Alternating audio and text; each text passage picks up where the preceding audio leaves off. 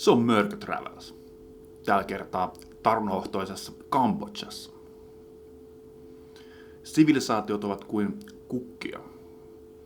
Ne kukkii hetken, mutta sitten ne kuihtuu pois.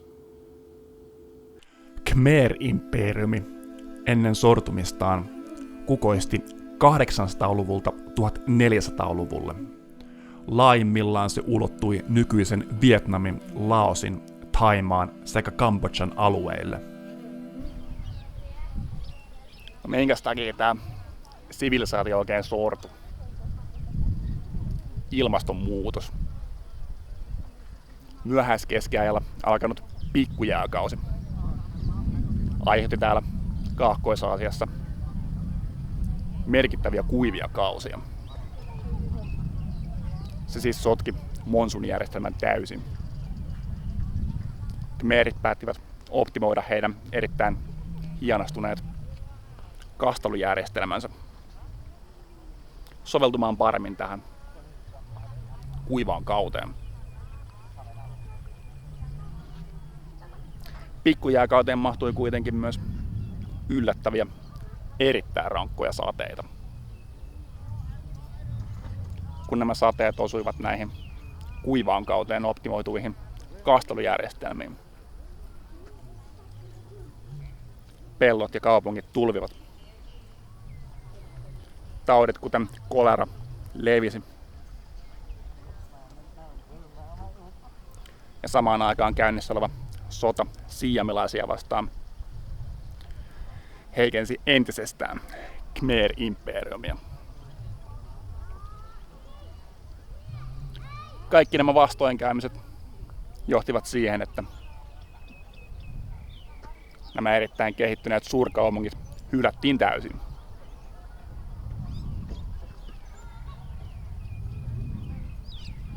Kuten huomaatte, kun sivilisaatio sortuu, siitä ei jää jäljelle muuta kuin kivi.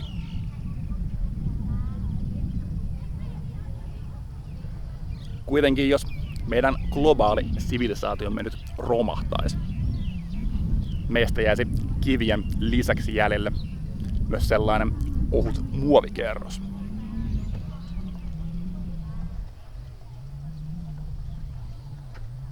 Epäonnistumiseen ei tosin enää ole varaa.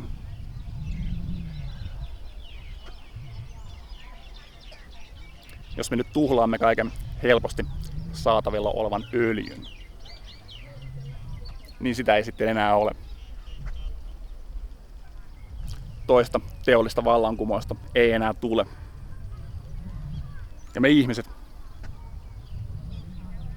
jäämme jumiin tälle planeetalle. Merkittävin nähtävyys Kambodžassa on valtava temppelikompleksi Angkor Wat. Se on alun perin hindulainen ja omistettu Vishnulle. Se symboloi koko maailmankaikkeutta ja oli Khmer-imperiumin uskonnollinen ja poliittinen sydän. Tässä on kuristaja viikuna. Kuten huomaatte, se kasvaa tuossa toisen puun ympärillä. Tarkastellaan vähän tarkemmin.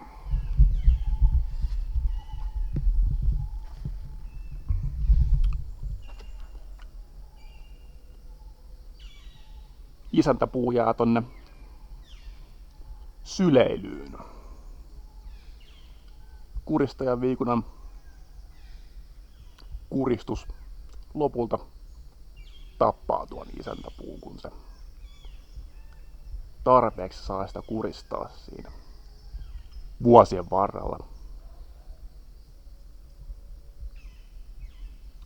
Kuristajan viikuna ei varsinaisesti ole parasiitti,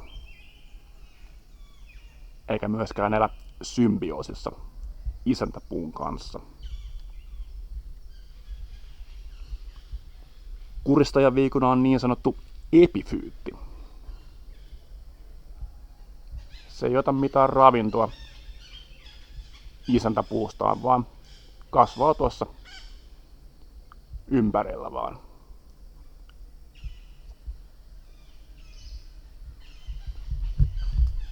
Täällä on jotain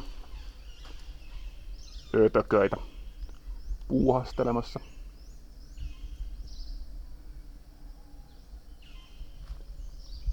Joo.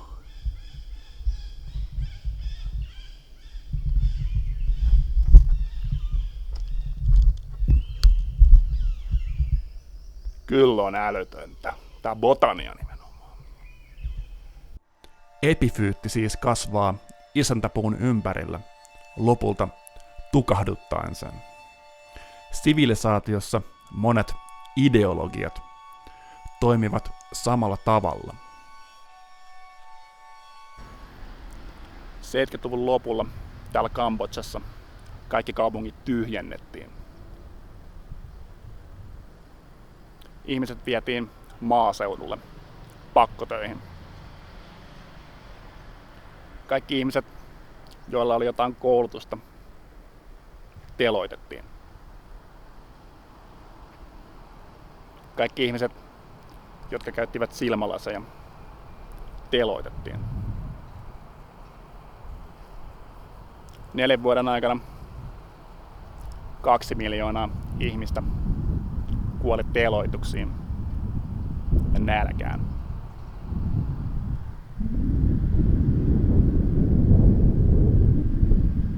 Ja miksi näin tehtiin?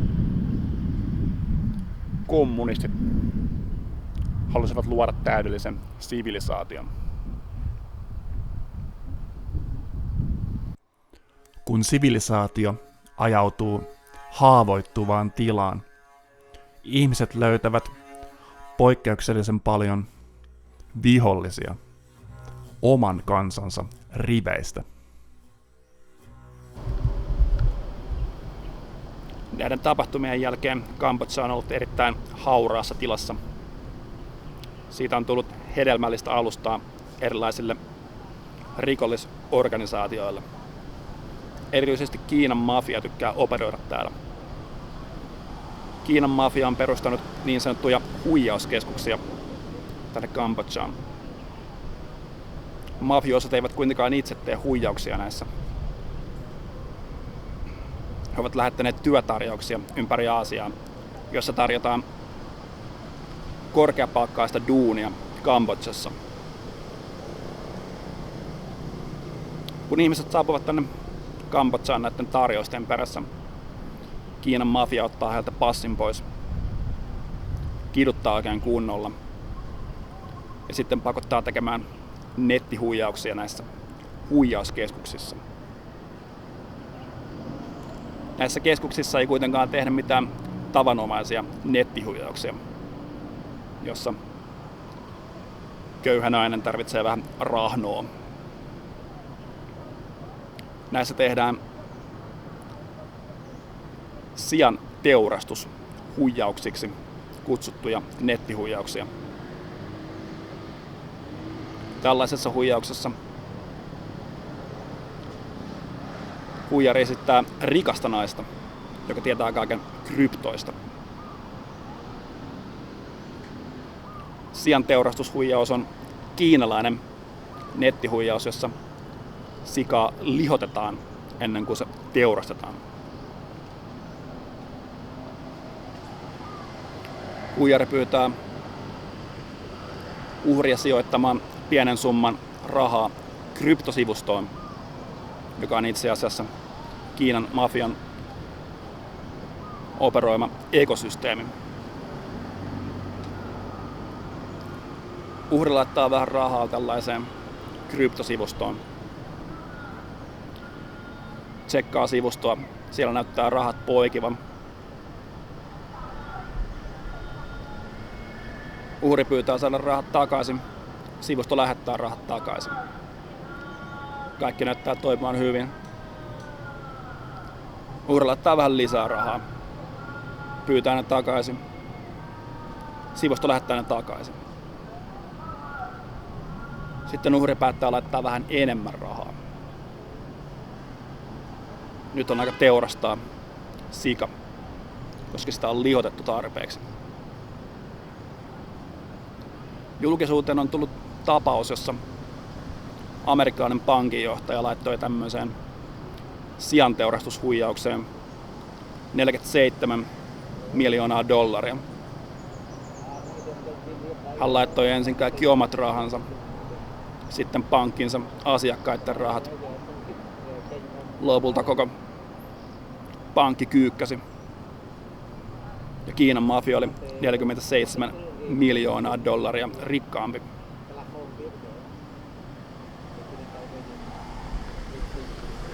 Kun tarkastellaan näiden kaikkien kambodsalaisten huijauskeskusten vuotuisia tuottoja, ne ovat noin 20 miljardia dollaria vuodessa. Tämä on yli puolet Kambodžan bruttokansantuotteesta. Kun tarkastellaan globaalilla tasolla nettihuijauksia, tuotot ovat noin yli biljoona dollaria vuodessa. Tämä on siis 10 kertaa enemmän kuin globaali huumekauppa ja kilpailee teknologia- ja lääketeollisuuden kanssa tuotoista. On kuitenkin arvioitu, että 5 vuoden sisällä nettihuijausten globaalit tuotot kasvavat jopa 50%.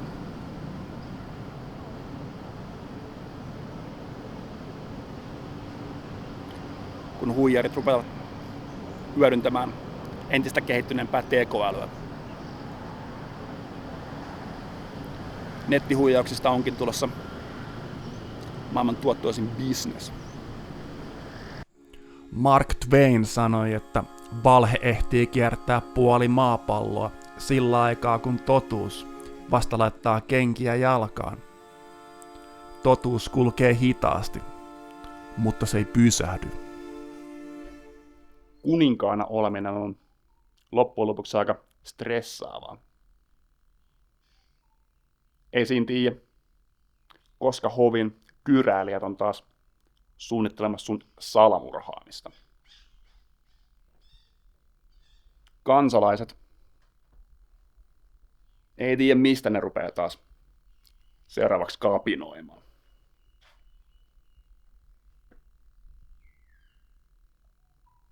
Papisto.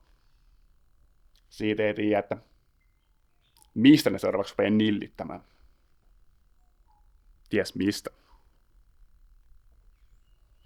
Täällä Kambodsassa Khmer-kuninkaat eivät kuitenkaan ole mitään tavallisia kuninkaita. He olivat jumalia. Kun kuninkaalla on tällainen jumalstatus, hänen ei tarvitse murehtia noista aiemmin mainituista ongelmista.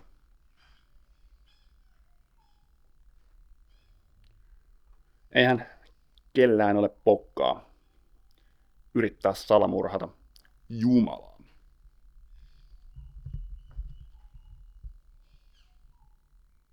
Kansalaiset tekee just niin kuin Jumala määrää.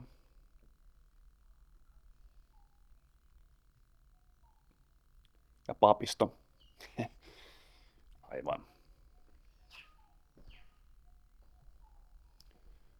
Näistä erittäin merkittävistä eduista huolimatta jumalstatus on yllättävän harvinainen ihmiskunnan historiassa. Jumalstatuksen on saavuttanut itse asiassa vain Japanin keisarit, Inka-keisarit, Egyptin faaraot ja Khmer-kuninkaat.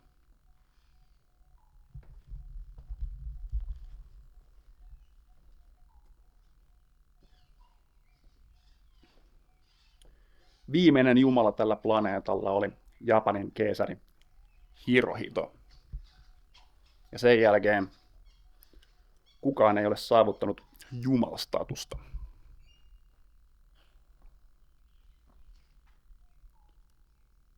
Saattaa hyvinkin olla, että kukaan ei enää ikinä tule saavuttamaan jumalastatusta. Tarvitsemmeko me ihmiset jumalaisen dadin päättämään meidän asioista? Vai kannattaisiko sittenkin pitää kiinni liberaalista demokratiasta? Nyt on aika jättää hyvästit Kambodžalle. Persian Kyros Suuri opetti aikanaan, että kestävän sivilisaation ylläpitäminen vaatii sitä, että kaikki tulevat kuulluksi. Kaikki saavat osansa.